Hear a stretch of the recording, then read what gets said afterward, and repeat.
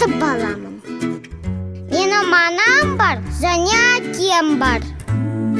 Менің әжем мен атам бар. Я люблю свою маму, папу и сестру. Отбасы деген көп-көп қонақтар.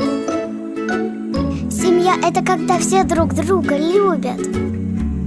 Отбасы деген ол махаббат. Семья – это когда дома пахнет счастьем.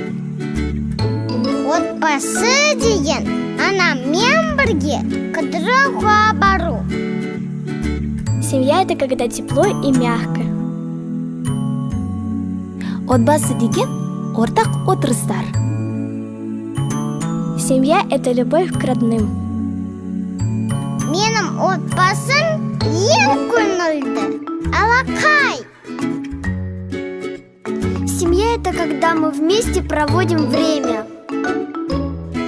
Біз бірге билейміз, ойнаймыз и дожинестірамыз. Семья – это когда папа приходит рано с работы, и мы играем. Отбасы ол үлкен ертегі. Семья – это когда мама готовит вкусный ужин. У нас очень дружная и крепкая семья. А кейде папамен бізок боламыз. Семья – это когда мы весело проводим время. Мен отбасымды қатты жақсы көремін. Семья – это забота друг о друге.